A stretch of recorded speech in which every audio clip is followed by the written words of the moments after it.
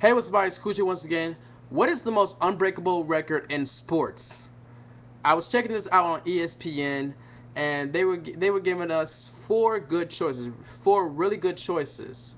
What is the most unbreakable record in sports? Is it Wilt Chamberlain's 100 points a game? Is it Brett Favre's 297 consecutive starts? Is it Cal Ripken Jr.'s 2,632 games consecutive play? Well, I should repeat that. Cal Ripken Jr.'s 2,632 consecutive games played, or is it UCLA men's basketball 7 straight NCAA titles? Now, you guys can make that choice too. It doesn't have to be me, but to me, I would say it's UCLA men's basketball 7 straight NCAA titles. And the reason why is because, let's be real, what was the last time you had any men's college basketball team doing that? I mean, it's really hard for any team to even make it to the NCAA championship. It really is. It really is. It's like anybody can make it. Anybody, really anybody. I mean, it's amazing if anybody can make it twice. I mean, look at Butler, for example. Butler made it to the NCAA national championship twice in a row, this year and last year, and they were not successful. They were not successful. They lost to Duke and then UConn. I'll be surprised if Butler made it to the championship next year. I really would. Of course, they'll lose again, but that's just my opinion, because let's just be real. Let's be real. I think Butler's gonna lose the next year because they just lost 2 years in a row. That's all I really gotta say. So to see UCLA's men's basketball team doing this, that is amazing. Now you could bring the women's college basketball into this, but UConn's women's basketball team, they can't do it. They can't win 7 straight. I mean, they can't really win 7 straight. Not even Tennessee's basketball team can even do that. Now, of course, yeah, women's is a lot easier than men's in college basketball, but come on, that is the most unbreakable record in sports.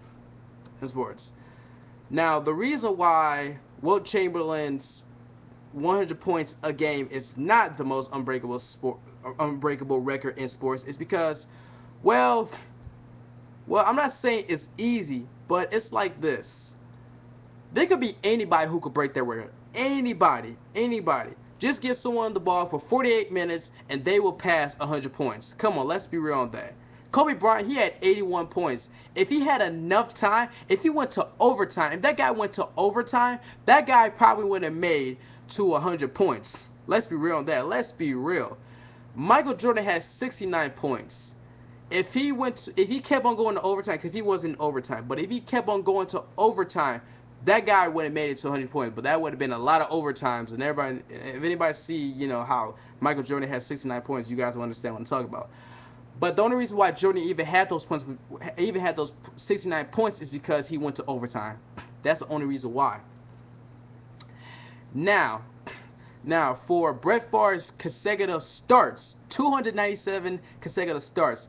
Let's be real on this. Come on, he is a quarterback. All right, he's a quarterback, and usually when you're a quarterback, you deal with less pain. You barely get touched, so getting 297 consecutive starts, I'm not saying that's not impressive, but you don't have to deal with pain. You don't have to deal with a lot of pain. So of course, a lot of quarterbacks are going to stay in the NFL for longer than the linebackers and the receivers and all those other people, other players. And that's all we can say. So that's why it's not the most unbreakable record in sports. And what else?